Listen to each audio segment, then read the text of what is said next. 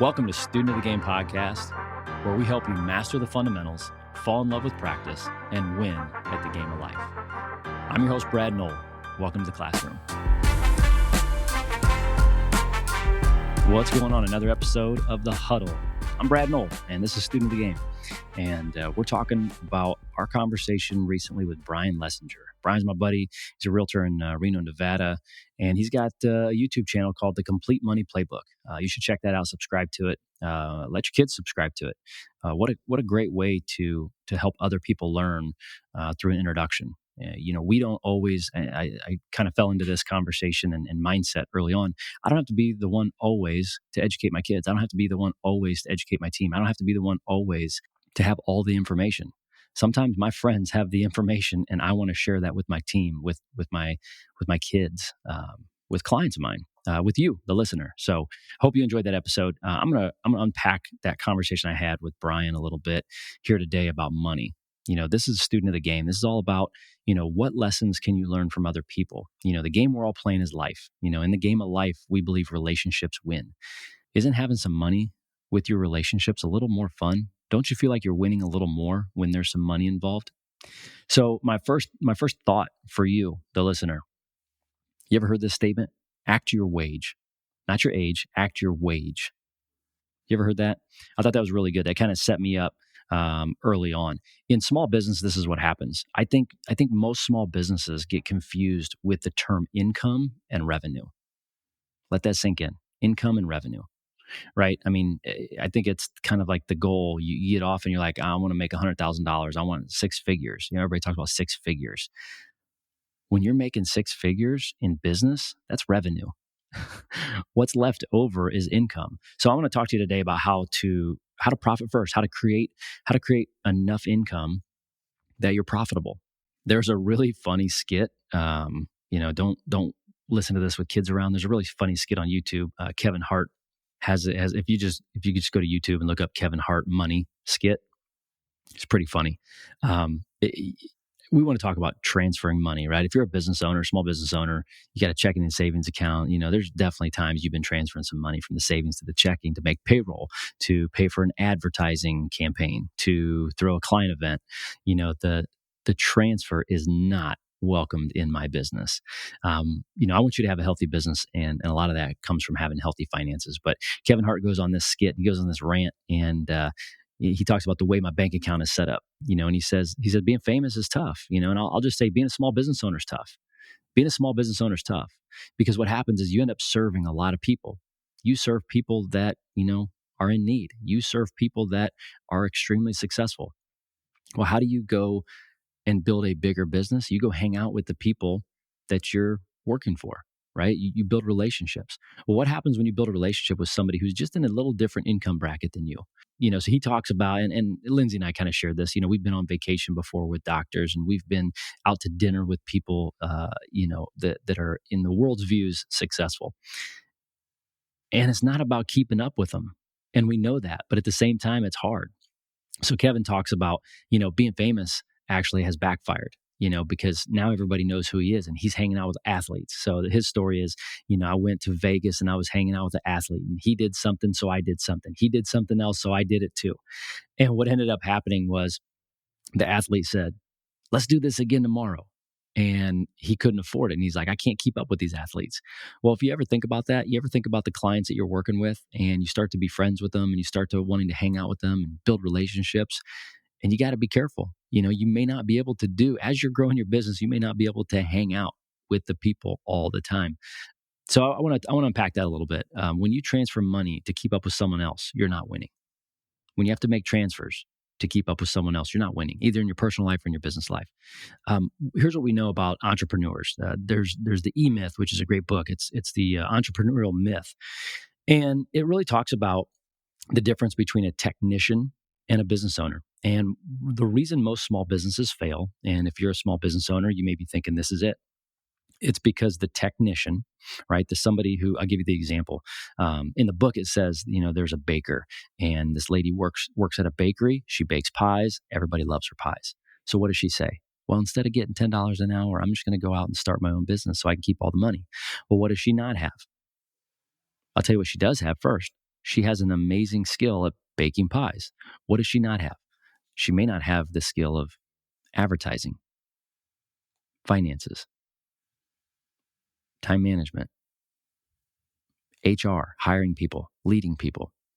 You have to do that in a small business. So how does that affect you? Well, when running a business, it's hard because the technician becomes a business owner. And the reason most small businesses fail is because the technician started the business. They weren't trained on running a business. You think about this. You talk to a lot of doctors now who are running their own practice. It's like, well, I didn't go to school for business. I went to school for medicine. And that's true. And a huge part of running businesses is managing the finances. You ask yourself, do you struggle with this? I know I did for a long time.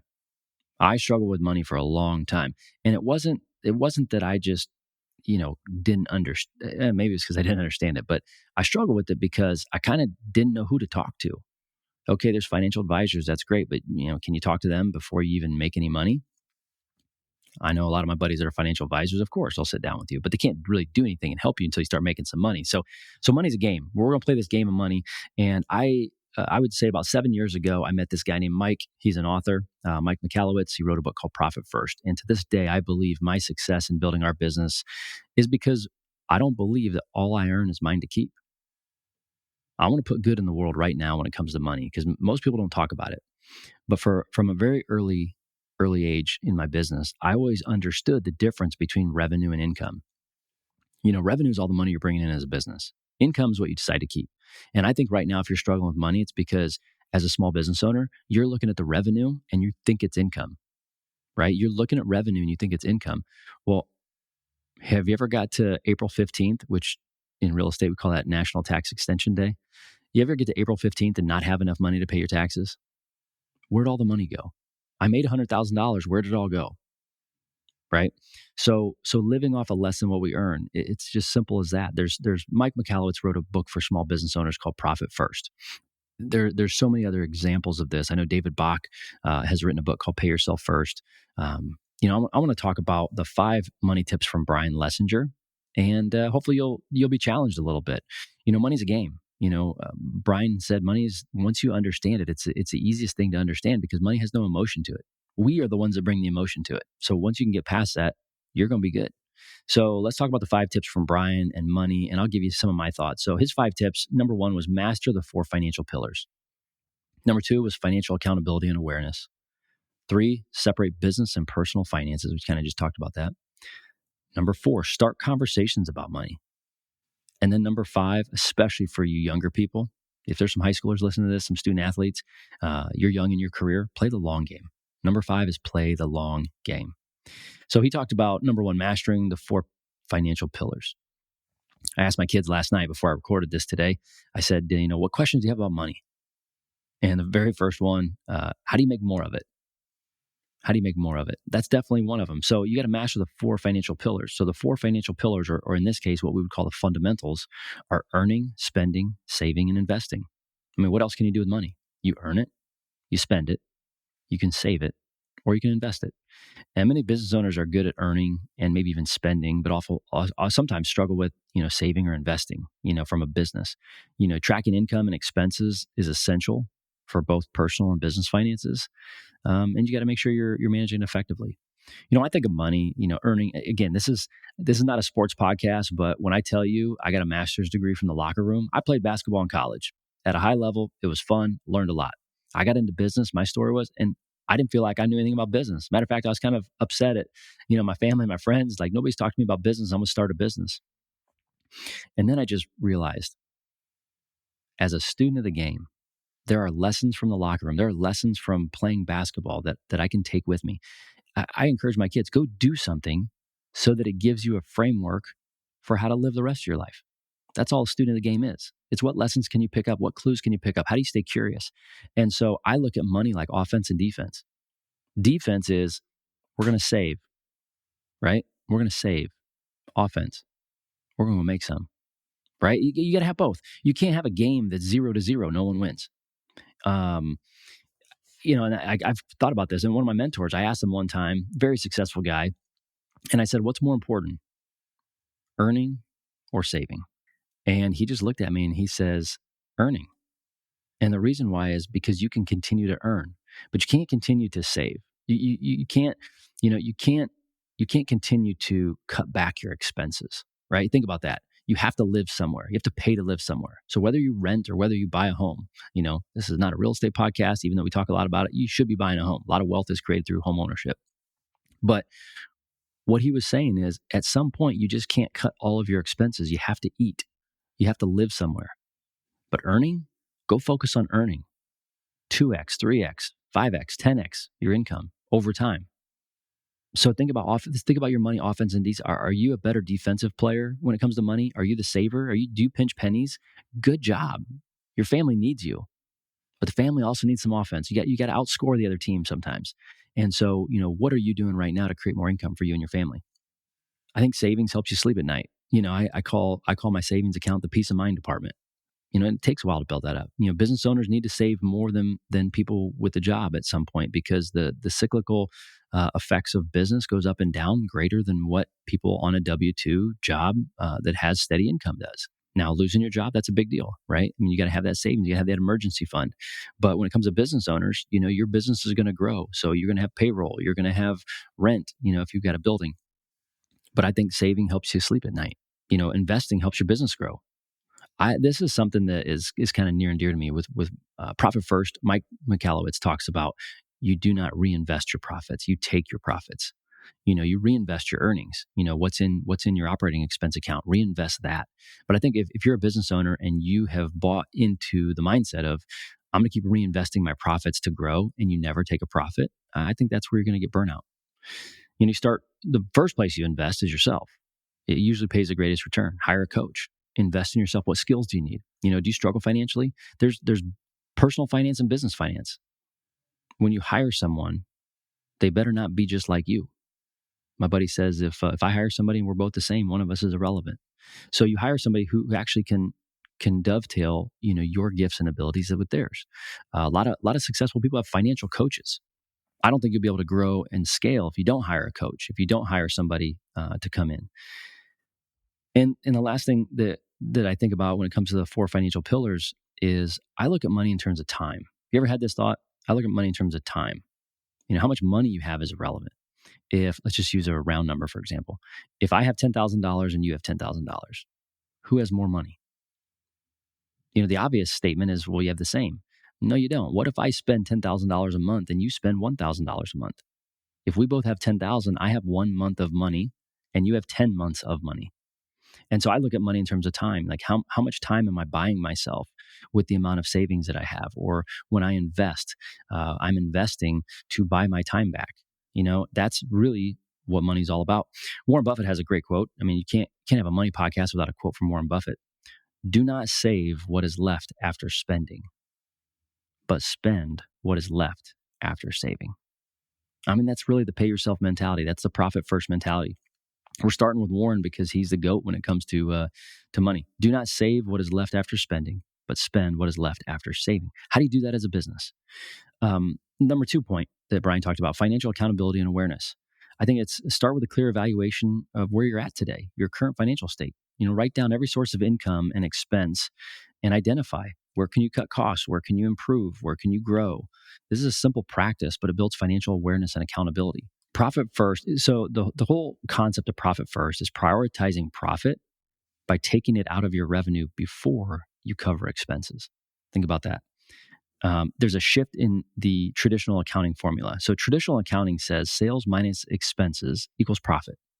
I believe that sales minus profit equals expenses.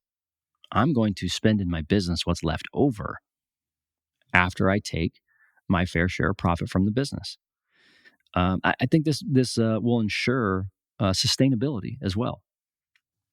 In real estate, in terms of income and revenue, we have buyers, sellers, investors, building or new construction, referral fees. These are all areas we can grow our income. Think about yourself. If you have a W-2, do you have skills where you can go and potentially do some work on the side? Have a little side hustle. With the skills that you have, can you do a side hustle? If you're a small business owner, are there services that your business can add or offer to grow? These are things when you're looking at expenses. I'm going to keep cutting. I'm going to keep looking at where I'm spending, and it's not getting me a return. But when it comes to income, How many things could I do to earn an income? Time out. Student of the Game is brought to you by Noll Team Real Estate. Our mission is to eradicate mediocre real estate transactions. On your largest financial purchase, you shouldn't have to deal with average. We do this by helping you save time, reduce your stress, and helping you keep as much money in your pocket as we can. You can help us out by introducing us to your friends or family who want to make confident real estate decisions, whether buying, selling, building, or investing. At Noll Team Real Estate, we are connected to a group of realtors who sell 1 in every 8 homes in North America. If you know someone moving out of your area, there's a great chance we can connect them to somebody we know, like, and trust. Remember, relationships win. Now back to the show. The most important part in this, as far as the accountability and awareness, is understanding where you're starting, right? Understand where you're at. Don't compare yourself to somebody else. And that's the worst thing you can do. Compare yourself to maybe somebody who's in your similar shoes or who has had a similar path. If you're just starting off in real estate, don't compare yourself to me. I have 21 years of experience. Our team helps about 200 to 225 families a year. Don't compare yourself to me. Compare yourself to what I was doing when I started, when I was in your same shoes. That's a great comparison. I believe comparison robs you of your joy if you're comparing the wrong thing. We've talked about this on another episode. But comparison is great. Comparing yourself to other people that are in similar spots, apples to apples. Let's figure out where you're at. I love this analogy. When you're trying to figure out where you're at, I ask my kids a lot of times, how long is it going to take to drive to Florida? How long does it take to drive to Florida? And they give me about the same answer. 18 hours, 19 hours, 20 hours, whatever. The same answer. And I said, well, you're looking at it the wrong way. You never asked, where am I starting from? What if I'm starting from Fort Wayne, Indiana? Or what if I'm starting from Dallas, Texas? Or what if I'm starting from Columbus, Ohio? LA. Make up your destination. But knowing where you're starting from, if you have some goals, you should have some goals. If you listen to this podcast, I know you have goals. I'm a big fan of goals, but you got to know where you're at, right? I mean, that's the part of accountability and awareness, is knowing where you're at, knowing how long it takes to get somewhere. I want to retire. Well, guess what? So do you. Okay, great. What's it going to take to retire? It's going to take you and I a different amount of money, a different amount of time in order to get to that place that ultimately we're going to have that financial freedom, is when our investments are making more that covers our lifestyle. And I think once you understand where you're at, you set goals that you can track, create milestones. I'm big on, if you're setting a goal, you better have milestones you can track. If you can't track it, it's not a goal, it's a wish. I'll say it again. If you have a goal that you cannot track, that's not a goal. That's a wish. All right. And more is not a goal, right? I mean, how many times have you said, what do you want to do this year? What's your goal? More what? More money. Okay, great. What are you going to have to do what's the trade-off? What are you going to have to do? Wishing is just a terrible business plan. So another quote, I really like this one. If you struggle with money, it's probably because you're struggling with how you feel about the money, right? I mean, that's really the struggle. There's wisdom that says the love of money is the root of all evil. It doesn't say money is evil. It absolutely does not say money is evil. It says the love of it. And this is a fantastic quote by Jonathan Swift. A wise person should have money in their head, but not in their heart. I'll read that again. A wise person should have money in their head and not in their heart. Jonathan Swift, smart man. That's really what it's about. It's about understanding it. It's about understanding from a mind game. How are you going to play the game of money and have it in your head? Understanding it, be knowledgeable, be wise, but not in your heart. I'm not chasing it. I don't love it. I love what it can do. I love the benefits of it. The third thing you talked about was separate business and personal finances. I love this one. My mentor, Brian Buffini, talked about this at a very early age when I got started in real estate. I was probably 3-4 years in. I set up an LLC and I started paying myself a salary. It was not much. It's not what it is today. But what was that, 17 years ago, when I found Brian Buffini, I knew keep my business and my personal finances separate.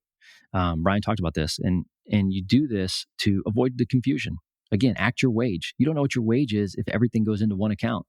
You don't know how to grow. You don't know where to invest. You don't know where to splurge. Your fun account, your experience account we have. Lindsay and I have an experience account. There's some money from our profit that goes into there. That's an experience account. I bought new golf clubs this summer from the experience account.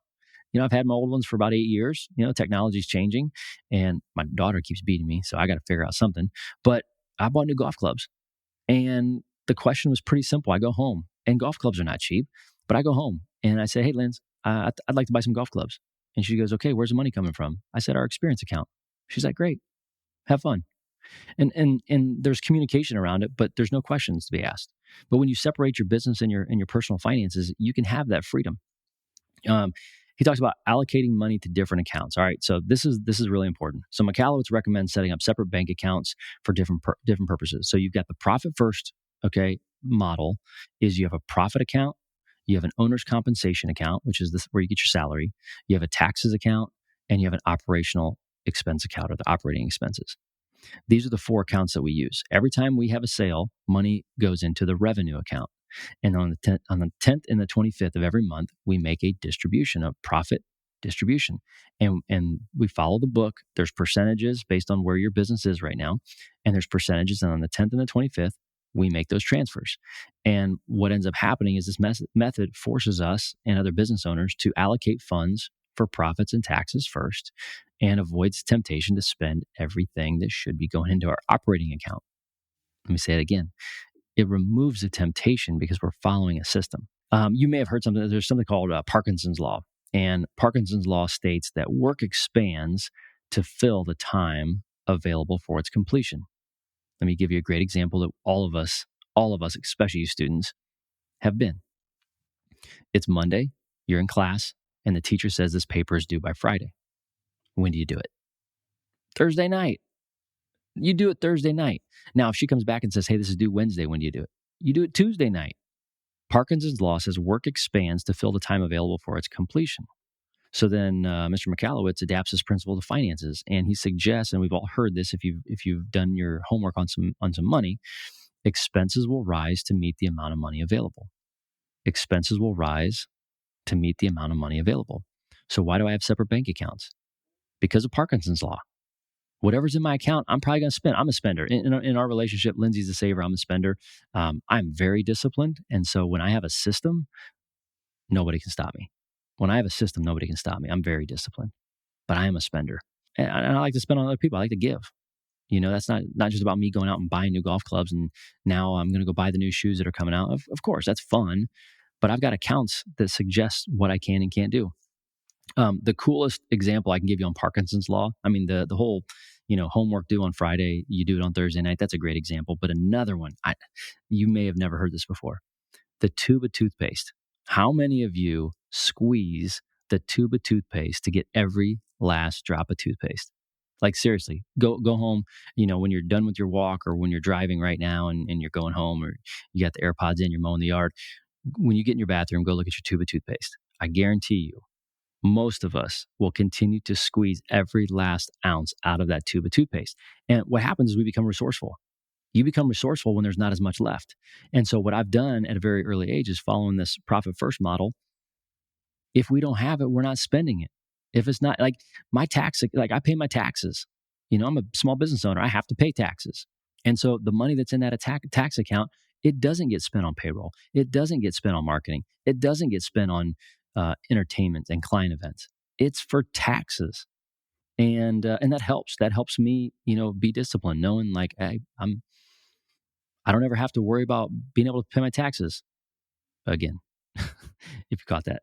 So this has been very helpful. But you think about Parkinson's Law is expenses will rise to meet your income. The work expands to fill time available for its completion.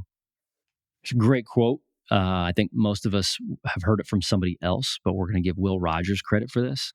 Too many people spend money they don't have to buy things they don't want to impress people they don't like. Too many people spend money they haven't earned to buy things they don't want to impress people they don't like. If you've never heard that before, we're giving Will Rogers a quote for the origin there. Number 4, start conversations about money. All right. So where are we at? We're at number 4. We've talked about master the 4 financial pillars. We've talked about financial accountability and awareness. We've talked about separate business and personal finances. Start conversations about money. Oh my goodness. Can you believe this? We're talking about money today. Breaking the taboo around talking about money is so important. It's critical. Whether you're discussing your finances with your teams, your mentors, your peers.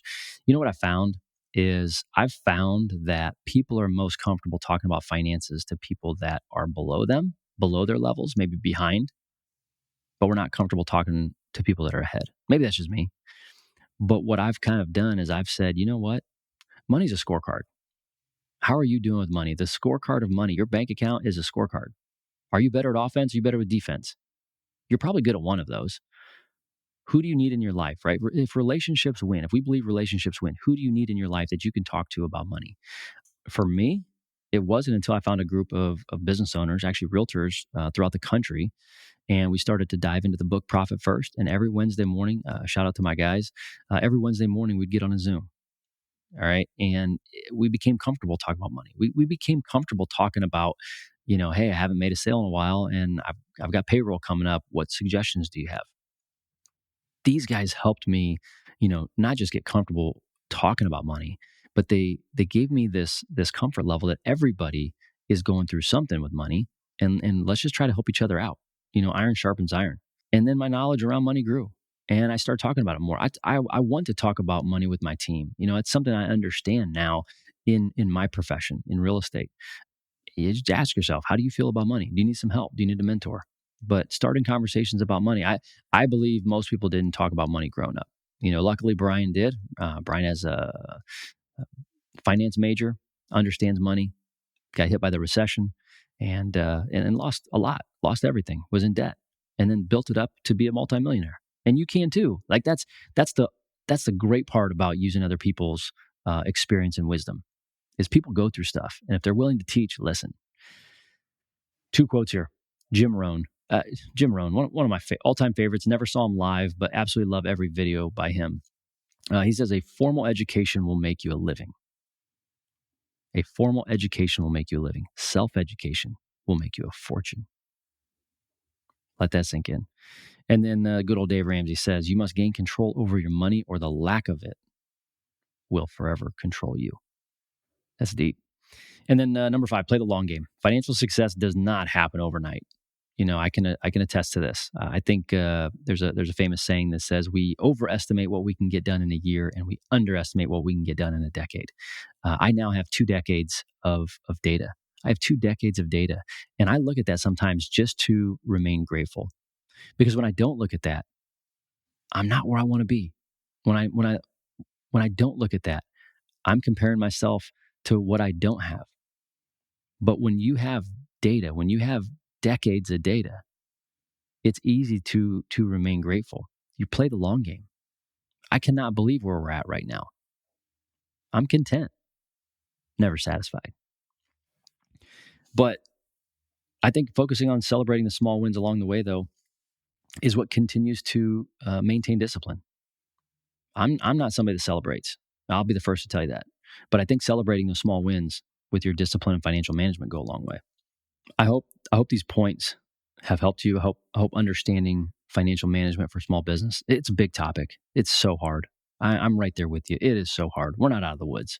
We're going to have more bad years. Like that's just, I'm not speaking that into existence. I'm telling you that over time, there's ups and downs. Our next bad season of our finances may not look like the last bad season of finances. And so you just have to grow constantly through it. I think the thing that you have to talk about with money too is consistent cash flow. The focus is cash flow. That's revenue. It's how does it flow? And the Profit First system encourages steady, sustainable cash flow management rather than relying on erratic, large payouts. I've got some buddies that are attorneys and they win a big case, and then because they spent so much time on that case, they don't have any other cases coming in, and so that big payday now has to last several months. Have you ever had that as a small business owner? If you're a landscaper, you get these big payouts, like you're in the fall and you're doing all the cleanup and the mulch and everything, and now all of a sudden you get to winter and it's not snowing. You don't have any snow removal. Man, you got to make that sucker last. So cash flow is really important. But by taking smaller but consistent profits, I think you ensure the health of your business over time, and you don't suffer the cash flow shortages. If you're going to go on vacation, if you're going to buy a new car, where's that money coming from? And you coming from the operating expense? Maybe. But just know where it's coming from. If you're in a commission business and have irregular income, I know you've experienced the chickens and feathers approach. You ever heard of this? The chickens and feathers approach? My grandfather taught me this. He said, when I got into real estate, he said, Brad, real estate is the chickens and the feathers. And I'm like, what in the world are you talking about? He says, because some month you get the chickens and the next month, all you get's the feathers. I want to encourage you that if you're feeling like it's a bunch of feathers right now, put your head down, go to work, go build relationships, go connect with a bunch of people. You're going to have all the chickens you can handle coming up. And I think protecting your financial future is really about loving the work that you do. You love the work you do by taking regular profits out of the business to fund your lifestyles, your goals, your bucket lists, the things you really want to do. I'm almost at my 500th Peloton ride, and I want to do my 500th live in studio in New York with my family around Christmas time. Think about that. That's coming from the profit account. So guess what? I have to plan the trip. What am I going to do? I'm going to go connect with a whole bunch more people because I want to experience that with my daughter, with my wife. I want to go have some fun. And that's from the profits, and you should enjoy that because all work and no play, what do they say? Makes Jack a dull boy. I just think the profit does not need to get pushed back into the business. You know, you've heard people say, maybe you've even said it before, I'm reinvesting my profits back into the business. Well, I really believe that's where burnout occurs. If you're not enjoying the fruits of your labor, I think that's the challenge. I'm reinvesting my profits back into the business. No, I'm reinvesting my revenue back into the business. But the profits, I'm paying myself first. My family and I are going to have experiences. If you're a small business owner, you should enjoy the work that you do. It's okay. Last quote says, wealth consists not in having great possessions, but in having few ones. Think about that. Wealth consists not in having great possessions. You know, when you're starting your business and you're like, I'm buying the Lambo, I'm getting the jet, or I'm going on vacation, right? If you're doing your business just for the possessions, if you're doing your business, if you are growing your business just for possessions and material gain, some of them fine. I just told you about golf clubs. I told you about the experiences of going to New York. I mean, all these things are great, but I think what's key is to have a few wants, not many wants, a few wants. And when you have a few wants instead of many, wealth consists not in having great possessions, but in having few wants. It's all about contentment. That's all about money. Hope you learned something today. I know I have. I've been learning just as much as you have, if not more, in preparing this content. If this has been helpful, I just ask you screenshot this episode, share it on social media, tag me. That lets me know that you want more of this. Leave a review. I would really, the way we grow this podcast, the way we grow the mission of Student of the Game is by leaving a review. That's what the podcast people say. But if you could do me a favor and screenshot this and tag me on socials, that knows you like this episode about money, and I'll produce more of this. All the things that I'm going through in my business, I want to share with you guys. I hope if you're listening right now, you get ahead in life faster than what I've been able to, and you're taking lessons and you're learning from the people we have on this show. Thanks to Brian Lessinger. The Complete Money Playbook. Go to YouTube, subscribe, and when you find a great video, send that to your kids, send it to a team member, send it to a family member. Brian's passionate about just bringing financial literacy to the marketplace. So congratulations, Brian. Keep up the good work. Thanks for listening to this show. Have a great day. Thanks for listening to Student of the Game podcast. Whatever game you are playing, I'm cheering for you. See you in the next class.